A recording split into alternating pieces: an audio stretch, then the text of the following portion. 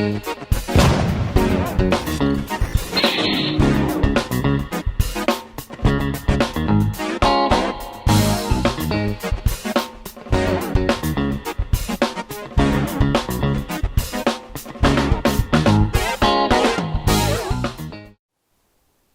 everyone, and welcome back to Nat's Nackers Yard.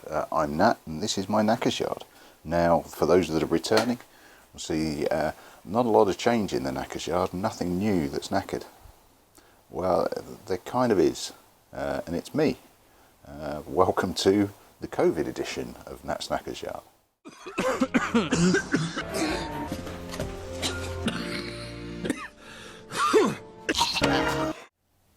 So yes, it is a COVID positive household, which is nice. Inevitable, ultimately. 3 children, 2 separate schools, and a wife who's a secondary teacher. It's going to happen at some point, I suppose. So today is Saturday, so we think my wife picked it up last week, tail end of last week from school, which meant that she tested positive on Monday. I don't work. Well, I do work. I work from home on Mondays routinely. We kept the kids home.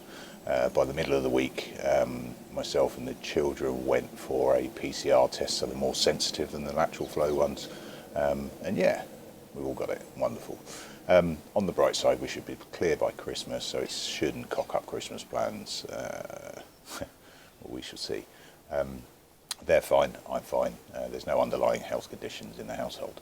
I've just got a stinking head and have had for a few days. Yeah, I haven't lost my sense of smell yet, but it's going. My wife's is gone, which is really quite funny. So what? It's kind of cocked up plans ever so slightly. Kermit, the ER5, I'm slightly brain-addled, the ZX6, is still at the garage, still going through its MOT. I phoned the garage and said, just take your time, mate. I can't pick it up for another week because I'm in isolation, which is fine.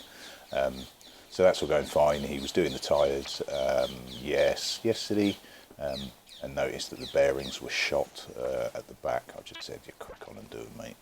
I'm really in no rush for it. So they're on with that. Sting is fine. I've run him up a couple of times in the week. He's a bit lazy. The battery's on charge because it is bloody cold at the moment. But it's fine. 2 reasons I'm not going to start him up today. One is I'm really short of fuel, and obviously I can't go out and get any. I could siphon some across from my normal day bike from kit, but frankly I can't be asked. The second main reason is my head won't stand engines at the moment, and both of these two are pretty loud, and I just can't do that to myself at the moment. A little bit on kit. Obviously I was feeling better throughout most of the week, so I have done a little bit on it, and I'll break into that in a second. But effectively it was all down to the fuel pumps. It got unreliable. I had another fuel pump, one of these cheapy ones, excuse the top of my bald head.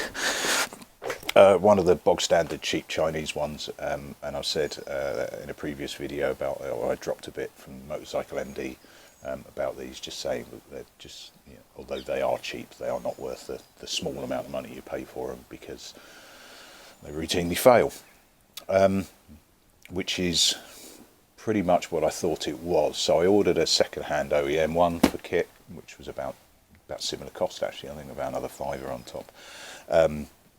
What I also did was I ordered a relay for the fuel pump as well. My working theory is one of these is thoroughly goosed and was basically taking out the relays as well. I still can't be entirely sure, but I've replaced the pump first and put the OEM one in. It ran fine, then ran out. So effectively it was burning through the fuel that was already in the carbs, is my theory. I then chucked the new relay in, click, click, click, click, click, click, click, click, and the pump jumped into life. So it was definitely the relay, may have been the pump and the original pump. I can't find it, I really wish I could. I think I threw it away out of frustration, but I have tested that pump by just chucking See, it's only 2 cores, 2 wires going into this, one positive, one negative. Chuck it on a battery and it will just go like the clappers, frankly, because it's got nothing telling it what speed to go or how quickly to go. There's no voltage regulation, I suppose is probably the better way of putting it. So it's just getting straight 12 volts, so it goes like the clappers. I did try the original one from kit, and that didn't work at all. So I am convinced the pump was knackered, but there was also an issue with the relay. Right, that's a really bad way of doing it. My brain is fucked at the moment. Let's have a quick look at kit and I will show you what I have done, and it is the simplest of jobs. I was slightly kicking myself whether or not I should film it, but it is the simplest thing in the world. It took 10 minutes. So let's show you what I've done with kit, not what to do. That's not what this channel is about. I'll show you what I've done with kit. Cool. Right, so that's you set up there. Excuse me. Another reason to love phasers, and I do, is the fact that everything on it is so simple and so well thought out. So seat's easy to get off, you don't have to fight it, which is nice. So the bits that I'm looking at is whip the tank off. How's your view? Not too bad. Now on a phaser it's a hinged tank, which is really helpful, frankly. It makes life considerably easier. So it's just the one bolt on the top,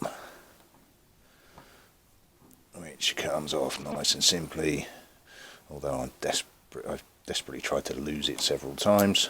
I don't think it's the original. I think the original has been lost at some point. And it's a big hinge on the top. I think that's the one I used last time. Yeah, it's like a car boot. It's great. No, that's not the one I used last time. That's way too long. Never mind. Let me just see if I can bodge it. No, that's not going to work. Right. Oh, fuck it, I'll hold it. I'm only showing you roughly, aren't I? Let's face it. Just moving you down a little bit and give you a look in the lid. So what you've got in here, and not in the greatest of light, that is the fuel pump.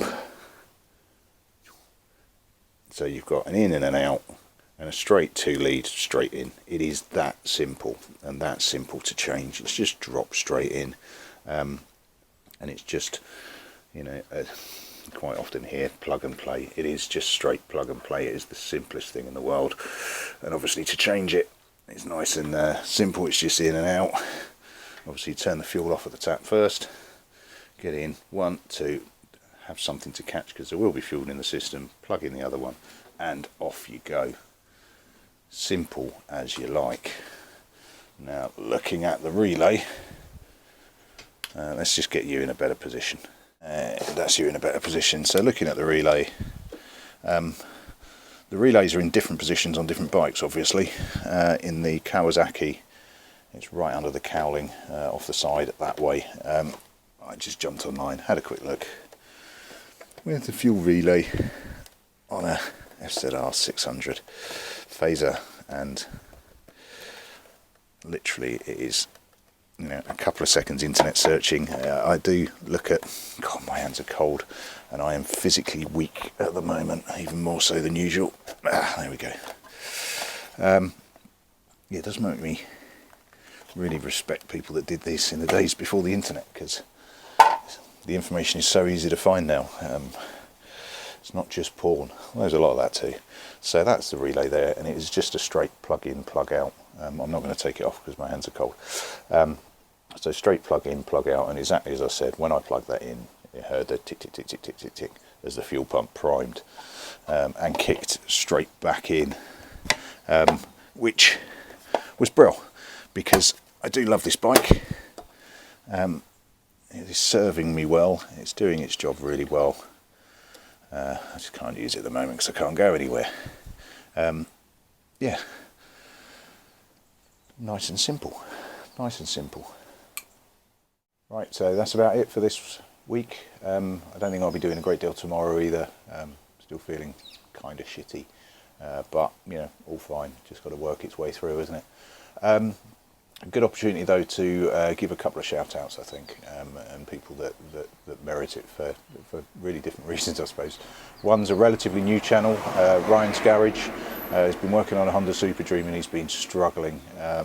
Really, it's been, probably won't be too harsh to say, but quite a painful watch at times when it's just things are not going his way. And we've all had that, you know, that's no disrespect to his abilities or his tenacity, because his tenacity is incredible. People ask why you do this, why you put yourselves out here, and frankly, I'm going to steal a clip from Ryan's and add it in here. This is why we piss around with bikes. Just look at the joy on this man's face. Come on.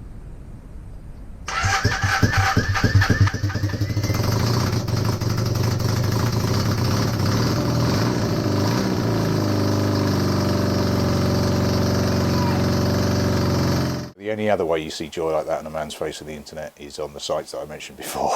but nice one, Ryan, mate. I did let out a whoop when you got some noise out of that machine. I scared the dog. And a little bit to and fro between me and Ryan, and you know, he's been following Sting, and in fact, actually, he did mention that that going back to basics and chucking in new sparks was a contributing factor to get it going again, and grabbing one of the auxiliary tanks that I've got as well. So yeah, that's why we do this. It's to help each other out. The second shout out is to Charlie, Motorcycle Rescuer. Again, another one to follow, and I'll put links to both in the bottom. Charlie was basically my starter for doing this in the first place, and he's helped me out a couple of times. This time he's really helped me out. I have bought a new project.